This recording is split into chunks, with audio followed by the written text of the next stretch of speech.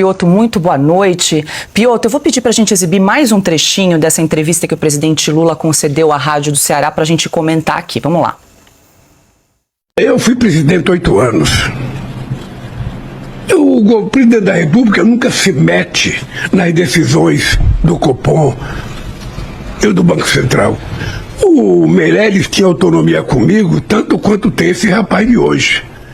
Só que o Meirelles era uma pessoa que era um cara que eu tinha o poder de tirar, como o Fernando Henrique Cardoso tirou tantos, como outros presidentes tiraram tantos. Aí resolveram entender que era importante colocar alguém, sabe, que tivesse um Banco Central independente, que tivesse autonomia. Ora, autonomia de quem? Autonomia de quem? Autonomia para servir quem? Autonomia para atender quem? Porque veja o negócio, eu estava numa reunião do orçamento discutindo. Piotr, de novo, né, o presidente Lula se refere a Roberto Campos Neto como aquele rapaz. E uma outra questão que chama a atenção aí nesse trecho que nós selecionamos, né, Piotr, ele diz que o presidente nunca se mete nas decisões do Copom, e aí ele lembra do Henrique Meirelles, que foi presidente do Banco Central, mas ele disse que ele poderia tirar o Henrique Meirelles quando ele quisesse. Quer dizer, não se mete, mas tinha autonomia para poder tirar o presidente do Banco Central quando lhe conviesse. Agora, as regras mudaram, felizmente, né, Piotr?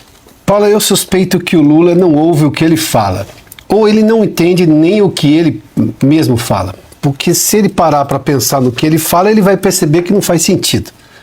Mas vamos lá, Paula, boa noite a você, Augusto, boa noite, Constantino, Silvio, a todos vocês que nos acompanham. Tem uma outra frase nessa entrevista à rádio lá do Nordeste que ele diz o seguinte: a decisão do Banco Central em manutenção da taxa por unanimidade, inclusive, como já antecipou aqui o Constantino, os 4 diretores indicados pelo atual governo e que também tem mandato garantido pela lei da autonomia, ainda bem, porque essa é a lógica, vale para todo mundo.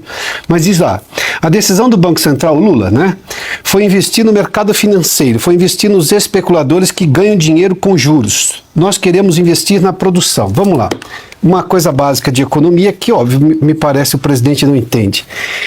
Se ele controlar os gastos públicos, cai a inflação, porque hoje, nesse momento, você tem uma inflação pressionada por uma série de aspectos. Primeiro, porque a economia não está avançando de verdade. Se você tem juros mais baixos, porque obviamente você não tem um temor de inflação com aumento de gastos como está o atual governo, você não tem juros mais altos. Juros mais altos não faz as pessoas investirem nesse tipo de aplicação financeira, no que o PT chama de rentismo.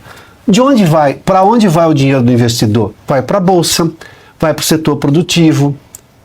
O que não permite esse dinheiro ir para a produção é justamente esse comportamento do governo que gera insegurança jurídica para o investidor, gera problemas, obviamente, na atuação do Banco Central, porque fica fazendo esse barulho, e ainda bem que temos autonomia, e ela não foi ideia do PT, o PT votou contra, é uma decisão que veio do Congresso, com apoio do governo anterior.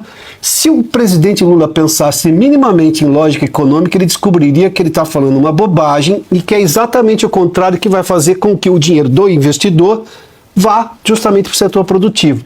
Enquanto ele faz esse barulho, bom, aí as pessoas aplicam. E não estou falando do grande investidor, estou falando do investidor do dia a dia. Vão aplicar em títulos de renda fixa, no que o PT chamava de rentismo. Eu só vou terminar da forma como comecei. Eu creio que o presidente Lula não ouve o que ele mesmo fala. E se ouve, ele não entende o que ele falou. Porque o que ele diz não faz sentido, é simples assim.